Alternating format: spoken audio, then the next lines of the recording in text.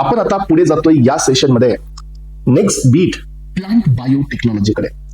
So ही जी concept आहे biotechnology which is deals with the genetic material, ही आपल्या जेनेटिक सोबत डील करते.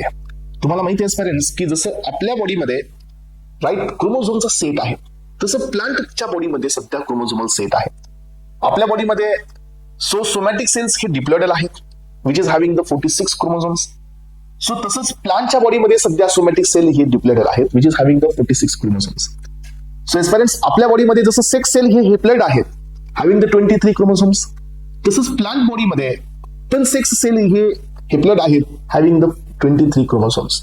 मग हे क्रोमोझोमच्या सेट बद्दलच्या हे डेफिनेशन्स आहेत, याला आपण प्लांट बायोटेक्नॉलॉजी म्हणतो. याचे काही कॉन्सेप्ट एक्झामला येतात.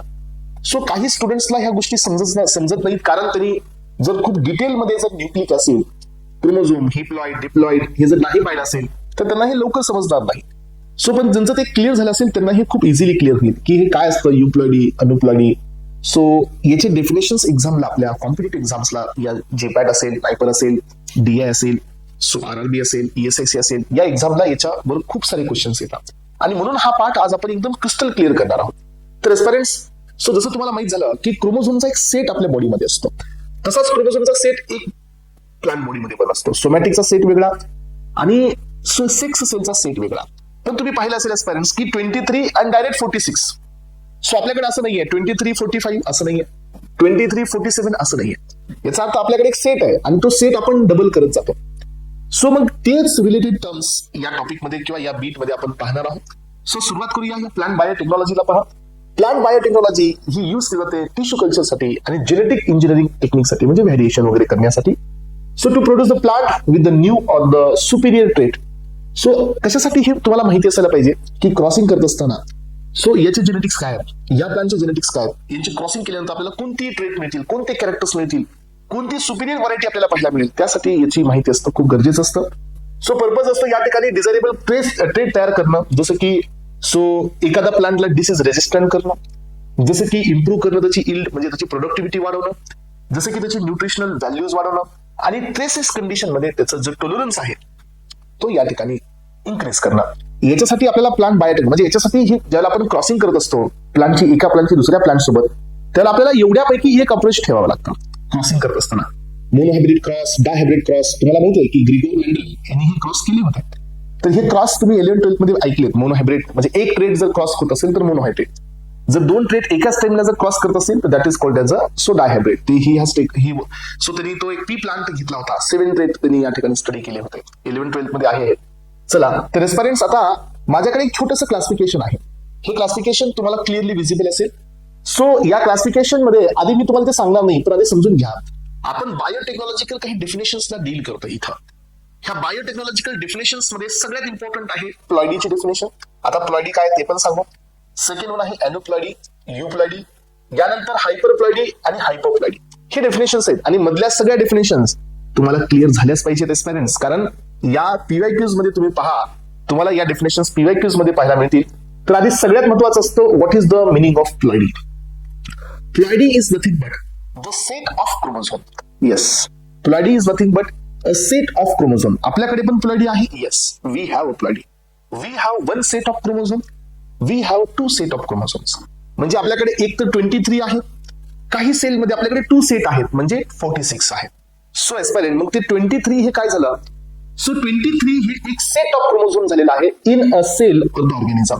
प्लांट मध्ये पण तेच आहे, 23 आहे आणि 46 आहे. याला आपण नाव दिलं सो प्लॉइडी. आता यानंतरचं पहा नेक्स्ट बीट. सो पुढचा बीट आहे पॉलीप्लॉइडी. हा तर एस्पेरेंट्स पॉलीप्लॉइडीचा अर्थ काय असेल सांगा बरे. पॉलीप्लॉइडीचा मिनिंग असेल की ज्या कंडिशन मध्ये किंवा ज्या सेलमध्ये so more than 2 set of chromosome असतील त्याच्या सेलमध्ये, तर that cell is called as a polyploidy. यानंतरचा नेक्स्ट वन आहे so euploidy. So having a chromosome number that is exact multiple of the haploidy.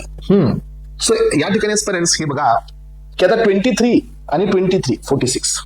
So number हा directly 23 ला double आहे किंवा तो नंबर डायरेक्टली 23 ला ट्रिपल आहे. म्हणजे कमी नाही ना जास्त नाही.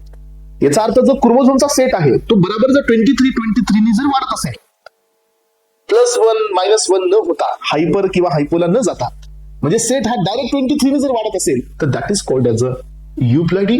आणि जर एस्परन्स जर व्हॅरिएशन येत असेल तुमच्या क्रोमोझोमच्या नंबरचा, सो नंबरचा जो सेट आहे 23 नी वाढत नाहीये, 23 मायनस 1, 23 मायनस 2, 23 प्लस 1 म्हणजे 47, असं जर होत असेल काही ऑर्गॅनिझम मध्ये असं पाहायला मिळतं आपल्याला. जर असं होत असेल एस्परन्स तर याला नाव देतो आपण एनुप्लॉइडी. तर या ठिकाणी हे थोडंसं डेफिनेशन आता क्लिअर करून घ्या. या डायग्रामॅटिक प्रेझेंटेशन कडे चला. हे बघा, यामध्ये पहिलं आहे प्लॉइडी. प्लॉइडीचं मिनिंग आहे सेट ऑफ क्रोमोझोम. म्हणजे सेट आहे तुमचा तो एक्झॅक्टली, सो लक्षात घ्या, एक्झॅक्टली मल्टिपल होत असेल, डबल होत असेल, 23 46, 23 असं जर होत असेल तर याला नाव द्यायचं युप्लॉइडी. मग युप्लॉइडी मध्ये तुम्हाला काय मिळेल, एकतर हेप्लॉइडी, हेप्लॉइडी म्हणजे 23 वाला क्रोमोझोम. सेकंड मिळेल डिप्लॉइडी, डिप्लॉइडी मध्ये 2n असतात म्हणजे 46 क्रोमोझोम. आणि त्यानंतर मिळेल पॉलिप्लॉइडी. पॉलिप्लॉइडी म्हणजे काय, 3n 4n 5n म्हणजे काय, 23 नी मल्टिप्लाय होत आहे. No change in the 23 pattern. Multiply होईल तर 23 नी होईल, कमी होईल तर 23 नी होईल. 1 प्लस 1 मायनस नाही होणार आहे. जर मल्टिप्लाय जर 23 नी होत असेल, सेट ऑफ क्रोमोझोम नी होत असेल, त्यालाच युप्लॉइडी म्हणायचं. आणि जर हे सेट ऑफ क्रोमोझोम नी मल्टिप्लिकेशन होत नाही, सो 23 प्लस 24, 23 प्लस 22 असं जर होत असेल, दॅट इज कॉल्ड एज एनुप्लॉइडी. मग आता युप्लॉइडी मध्ये आपण पाहिलं, सो पॉलिप्लॉइडी मध्ये ऍटो पॉलिप्लॉइडी, ऍलो पॉलिप्लॉइडी, याच्यामध्ये ऍटो ट्रिप्लॉइडी, ऍटो टेट्राप्लॉइडी. सो हे डिपेंड आहे एस्परन्स याच्यामध्ये. आता काही याच्या कॅरेक्टर्स होती, ह्या डेफिनेशन्स एवढे इम्पॉर्टंट नाही आहेत, पण आधी तुम्हाला हे लक्षात घ्यायचं आहे. सो हेप्लॉइडी, डिप्लॉइडी आणि पॉलिप्लॉइडी ह्या 3 पॉइंट्सला थोडं जास्त फोकस करा. हेप्लॉइडी म्हणजे एक सेट, डिप्लॉइडी म्हणजे 2 सेट आणि पॉलिप्लॉइडी म्हणजे मल्टिपल सेट. पण ते सगळे 23च्या पट्ट्यामध्ये आहेत, चेंज करायचं नाही. जर तुम्ही इथं चेंज केलं एस्परन्स तर मग तुम्हाला एनुप्लॉइडी म्हणावं लागेल, जिथं क्रोमोझोमल नंबर हा सेटने जात नाहीये, 23च्या सेटने जात नाहीये.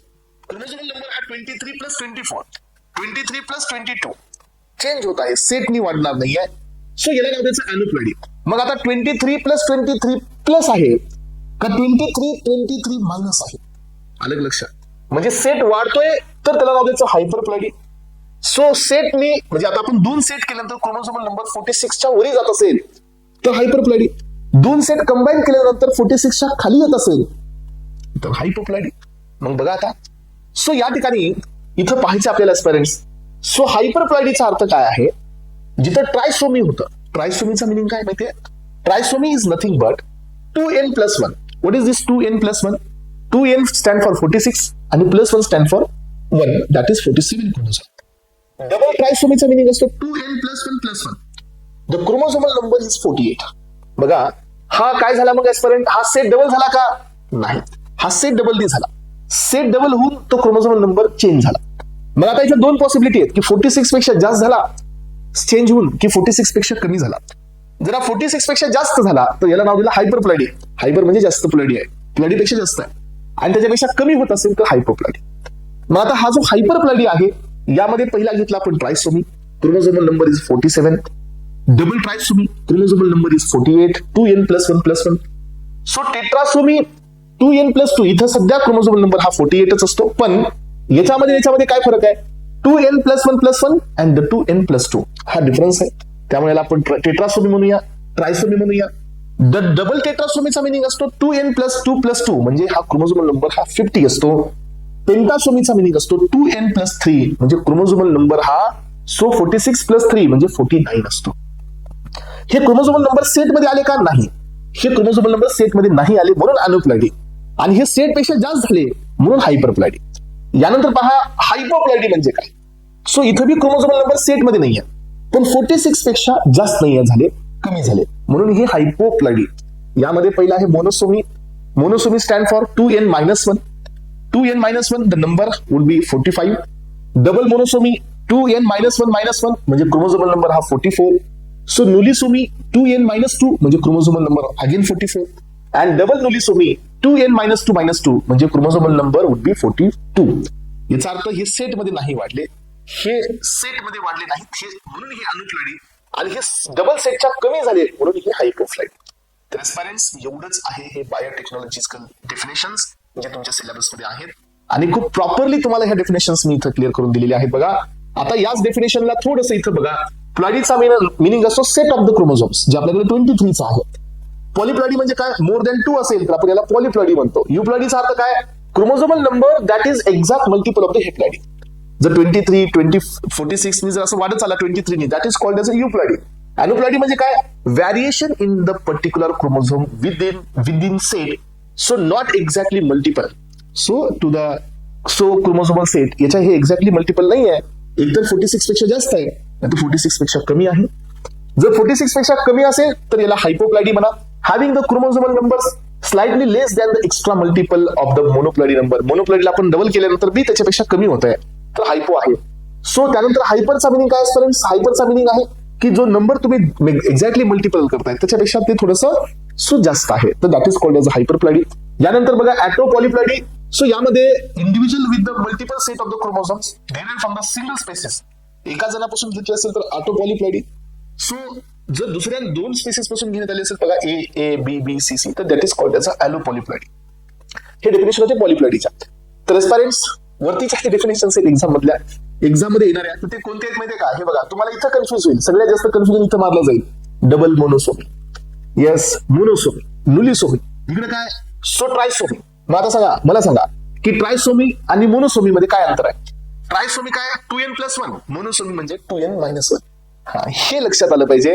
आणि हे सगळ्या कॉम्पिटेटिव्ह एक्झाम मध्ये येतं, सगळ्याच टोटल. हे कुठून मिळेल तुम्हाला माहितीये? हे आपल्या गोखले कोकाटीमध्ये नाहीये. हे तुम्हाला मिळवायचे 12च्या बोर्डच्या बुक मध्ये आहे हे सगळं. येस, सो बोर्ड बुक मध्ये तुम्हाला हे पॉइंट्स पाहायला मिळेल. आणि या ठिकाणी हा बायोटेक्नॉलॉजिकल जो कॉन्सेप्ट होता regarding to the ploidy, euploidy, aneuploidy, so हे सर्व पॉइंट्स आजच्या लेक्चरमध्ये इथं आपण क्लिअर केलेले आहेत.